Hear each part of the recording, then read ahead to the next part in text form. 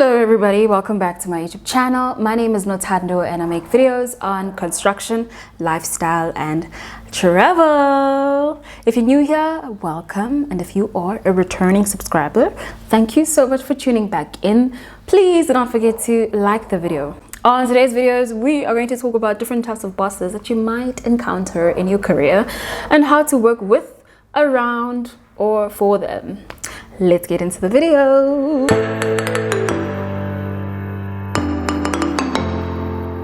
What is a boss? So a boss is an authoritative figure who manages or oversees a team of employees. In many workplaces, bosses are called managers, supervisors, or team leads. They direct or supervise the employees and handle important tasks of the company, such as budgeting. Their key responsibilities often include making crucial decisions such as hiring and training, and empowering employees to complete their assigned tasks to meet organizational goals. The first one is the coach. Managers with coach personalities strive to motivate their employees to achieve their full potential. They start challenging conversations and may encourage you to set goals and progress in your career. They often discuss plans and strategies to help you manage your assigned tasks effectively.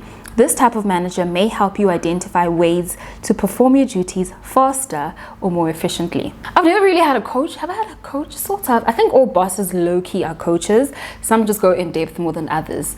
How you can work well with coach manager is be open about your needs, problems, and issues around the workplace. Enlist their help to develop realistic, well-defined goals you can reasonably achieve. And lastly, take accountability for your mistakes and find ways to learn and improve your performance. Number 2, the workaholic. So the workaholic manager spends most of their time devoted to working.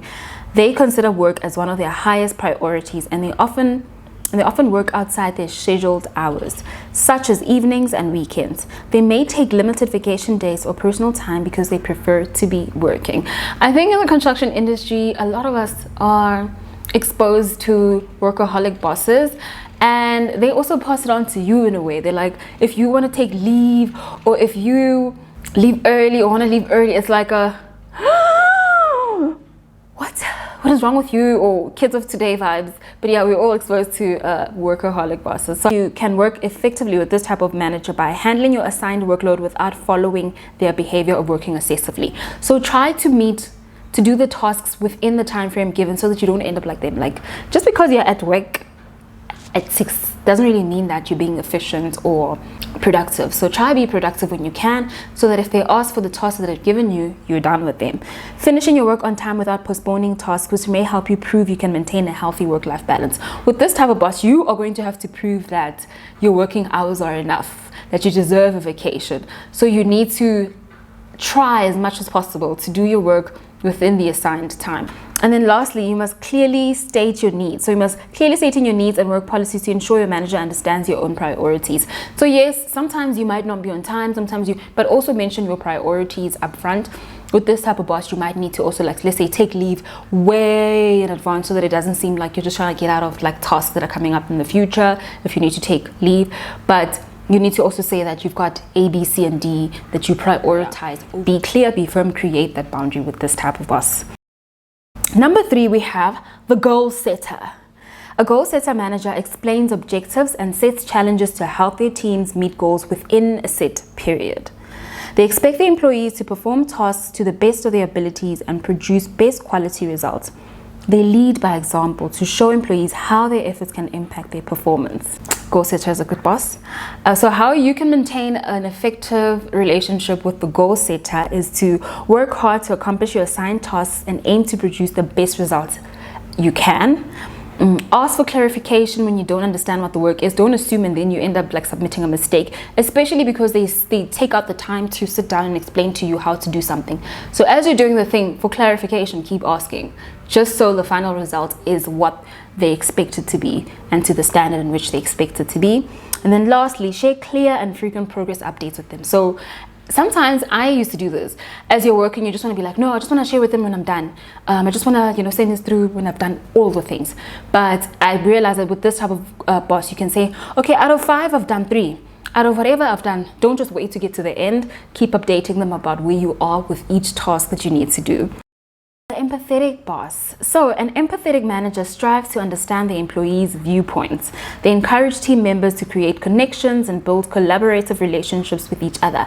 They understand how to manage conflict to help team members continue working towards their shared goals. I'm trying to think if I've ever had. Yes, I now have an empathetic manager, which is so nice because I think I'm an empathetic person. Like, I like to think how others are feeling, which can hinder goals sometimes, but I care a lot about feelings. So it's nice to have someone else who is empathetic.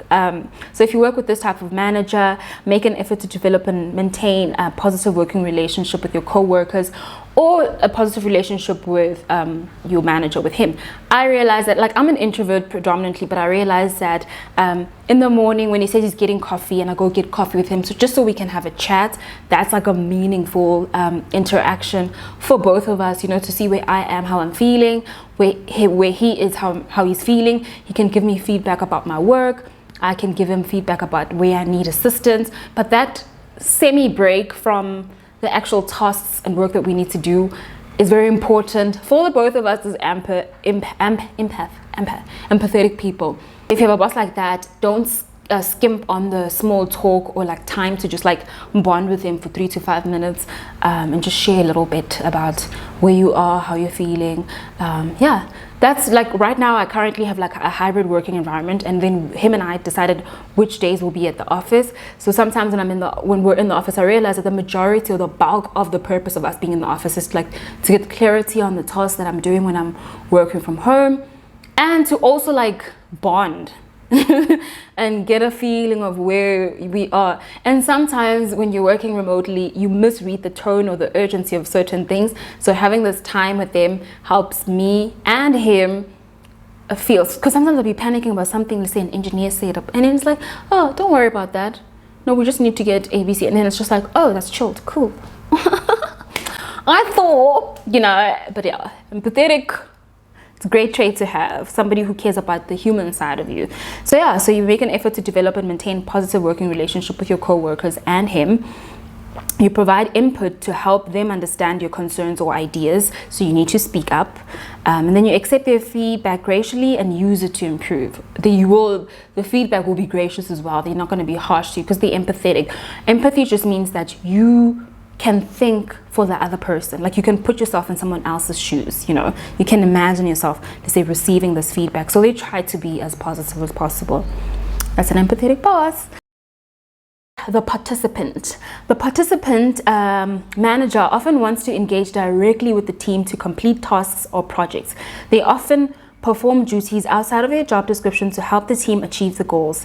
A participant manager typically provides motivation for other team members. They genuinely want to see the team or company succeed.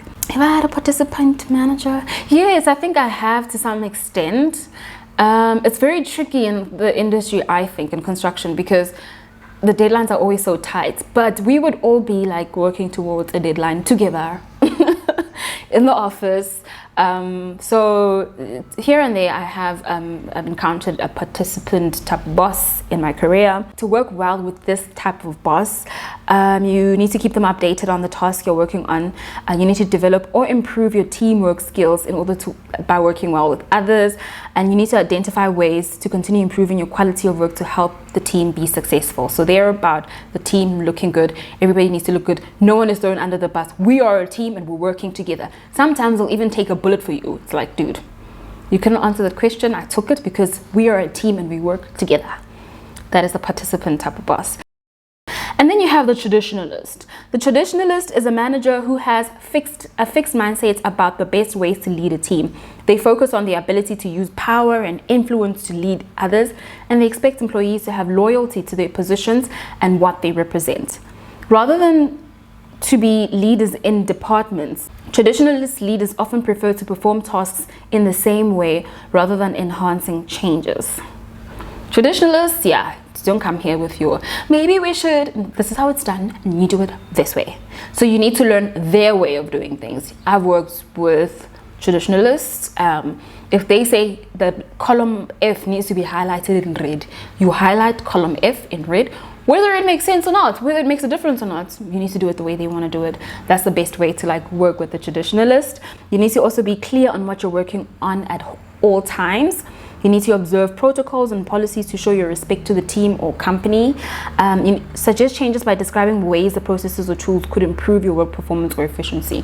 You can suggest, but this could help us with A, B, C, and D, but more often than not, they are not willing to change their ways. And then you have the Democrats. So a Democrat manager wants input from every team member. They strive to have consensus on major decisions and identify a collaborative path for working together. This type of manager encourages teamwork and asks members to work together on shared goals. In this industry, I have never seen a Democrat. I don't think I've ever seen a Democrat, because it's like, this is how it's done. Like, let's do it like this. I also wouldn't really encourage it. Does this mean I'm against democracy? I don't know, but I just feel like everyone works so differently that if there's no standard template and everybody has room to bring their own idea in the specific industry, it might cause chaos. I'm not gonna lie, it might cause chaos.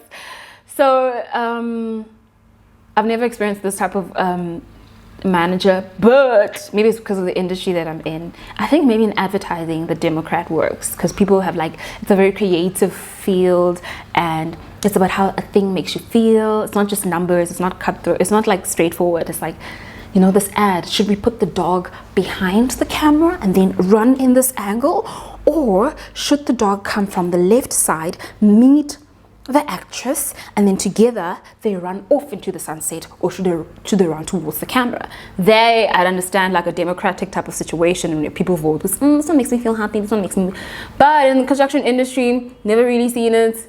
It's a cost report, left must balance right. Where's the 2 rand? Can you find the 2 rand? Whether the two, if it's colored in orange or no, this is how it's done. This is how it's done. But if you are in a situation where you work with a Democrat, the best way to work with this type of manager is be open to listening to your coworkers, ideas. Always give your honest input during meetings to help your manager make decisions. Ask questions that can provide more guidance for the entire team. And then we have the micromanager. So the micromanager boss often wants to be involved throughout your working process. They may provide little guidance or input to help you perform your tasks. This type of manager may expect you to complete detailed reports summarizing your progress or tasks or projects. The micromanager, I think we've all had. To perform well for a micromanager, you can focus on accomplishing your work on time to avoid being micromanaged. So it's like, if I'm done, then there's no need for somebody to be like on my back, just looking at every single thing that I'm doing, how I'm clicking the thing, how I'm not saying alt, control, drag down, how I'm not being shown shortcuts while I'm working, and yeah, making you nervous. If possible, set terms of agreement with them to understand their expectations. So be like, okay, fine, write it out, because sometimes micromanagers will change what they initially said. And then lastly, set your own standards for your work to provide motivation to work towards your goal. This is then not to let the micromanager derail you from what your standard is for the specific task, role, or job. The inexperienced manager. So the inexperienced manager may be new to the position and have little to no experience in leading others. They may be unfamiliar with the industry or company and ask questions to help them understand policies or procedures. In some cases, an inexperienced manager may have lower qualifications than you. Have I had one? Nah, I don't know, I don't remember.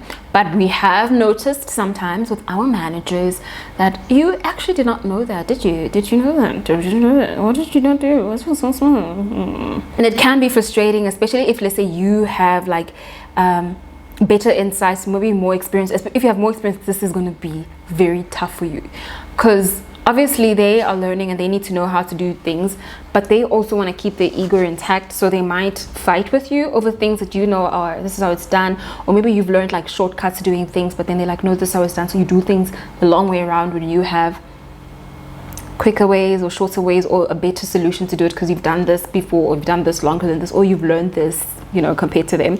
But the best way you can effectively work with an experienced manager is performing tasks to the best of your abilities to show them your value as an employee. answering their questions to help them understand the new concepts. So if they ask you a question, you can give a definition before you answer, something like that, because they don't know. So the system, focusing on earning their trust to develop positive working relationship with them. And then we have the leader. Some managers earn their promotions because they exhibit natural leadership skills. A leader manager typically has various soft skills such as communication, decision making, to help them manage teams effectively. They use their leadership capabilities to set goals and inspire team members to work toward them. Working for a leader is great because they are pleasant to work with. This person is leading you, they guide you. When you have questions, they'll answer your questions. When you have things to be clarified on, they'll give you the questions, because unlike the inexperienced manager, they do have some experience and they guide you without spoon feeding you. So how to perform with a leader? You need to respect their management style by showing confidence in their abilities. So trust them, ask them questions, ask for clarity, believe in them. Learn from them and accept their feedback to help you perform your tasks. And then share your own feedback or ideas during the one-on-one meetings. Pretty much like the empathetic manager. And then we have the introvert. I've worked for an introvert manager. I think this is just a personality style, but not really a leadership or management style. But under the introvert umbrella, you can be, let's say, a leader, or you can be a bold one, or you can be empathetic, or you can be a bully, or you can be a micromanager. So I don't think this is on its own a leadership style. Often an introvert manager has advanced in their career because of their hard skills rather than their communication or charisma. That is so true. They're not the most charismatic people. They may prefer to work alone and complete tasks independently. They often have strong introspection and listening skills, which can help them make effective leaders. That is true. As an introvert myself, I agree. To work well with an introvert manager, you must try setting your own goals to help you continue learning and growing in your position, because they're not going to come to you and like, hey, so you need, because it's introvert, hello. You need to reach out to them, ask for one-on-one meetings to ensure you have their full attention. So can we just sit at this time and just want to ask you about A, B, C, and D? So try as much as possible. If you're an introvert and you have an introvert leader, it can be kind of tough on you. So you need to set up a meeting with them, have one-on-one time, because they're not going to follow up with you since they are very introverted. So that's the onus is on you to get all you need from them most of the time. And then lastly, using technology such as emails, phone calls, and messages systems to communicate with them. Yes, they're not very face people, so you can write an email, hello, I have these questions, here's a list, can you answer them for me, instead of just directly just bombarding them with your presence in the office. So yeah, that's how you can work with an introverted manager. And then you have the visionary. The visionary manager sets goals to help the team or company achieve long-term success. While they communicate effectively to explain their goals, they may provide less direction about the methods of achieving those objectives. They believe in working as a team to identify strategies for accomplishing goals. To work with the visionary manager, you need to ask questions if you're unclear about the objective you're trying to achieve. Work well with your team members, develop efficient processes and workflows, and then lastly, schedule one-on-one time to gain insights into the expectations of the role. Because a visionary, a lot of it is in their head and how they picture it. So just to clarify, you must then say, this is how you explain what you're seeing in your head. I just want to know that what I'm seeing is what you're seeing, as a vision for the team or for the job as a whole. So that's where you need to schedule one-on-one time just to manage each other's expectations. The experienced manager. An experienced manager has often been working in the position for many years. They have a deep understanding of the company or industry, and they often use their knowledge to develop efficient workflows or processes to keep a team progressing towards its goals. I think this is nice to have. You can work well with an experienced manager by learning to be independent, so you can complete tasks on your own with minimal input. I feel like over the years they then get to work with different types of people, and people grasp the concepts easier, faster in, so you learning the job as quick as possible will be helpful to them. Seeking feedback when necessary to remain proactive and progress in your role. Checking in with them regularly to ensure you're meeting the expectations, just like all other managers. You have the best friend. The best friend, this type of manager wants to be friends with the employees. I've actually had a manager like that. I didn't think. This type of manager wants to be friends with all their employees. They strive to make everyone on their team, including themselves, feel like equals. They typically have a friendly, warm demeanor and want to be well liked by others. I've actually had a manager like this. Sometimes it's a bit uncomfortable because they want you to share about your life as well. Like, it's not just like, hey, did you meet the deadline? It's like, so how's your dog? And how's your mom the other day? How's your dad? How's your Uncle Steve? So depending on the type of personality you have, you might find it hard or like invasive. Like, no, I want to keep you as my boss. We're not friends. You're my boss. I'm actually laughing because I never thought about this. But yes, you have managers who want you guys to be best friends. Ways in which you can manage or work with efficiently with this type of manager is knowing to balance your work with fun at the office. So if they want to have a chat, this is also very close to the empathetic boss. Have that chat with them where you don't talk about work. You just talk about, let's say, your holiday, or you talk about your weekend and share stories like that. That also validates them as well as you, even if you're uncomfortable with it. Continue to treat them as a superior rather than a friend. Don't forget though, as much as they're like, we're friends and stuff like that, remember that they're still your boss. They're still so within you, have some inner boundaries that you know, because they're not your friend. Your boss is not your friend, just like your colleague is not your friend. And then you must always try remaining professional with your interactions with them, because sometimes the friendship thing can create like a blurred line. But always remember, this is your boss and I will treat you as my boss, and I'll respond kindly, professional. Remember to remain professional. Remember the stories that so say we went to a strip club. No, it's still your boss. Remember that. Share what is palatable to share. Like we had a picnic, we had some fun, we watched Love is Blind, and then we went to the park and I let my dog run freely in the park. Share those type of stories and remain professional. So yeah, I hope that this video was useful to you. This video was inspired by an article. This article is on indeed.com. I will leave the link in the description, so if you are interested, you can click on the link and read the article. But everything that is in the article was covered in this video. I hope you found it useful and insightful. Thank you so much for watching. See you later in another video. Please do not forget to like, share, and subscribe. Bye.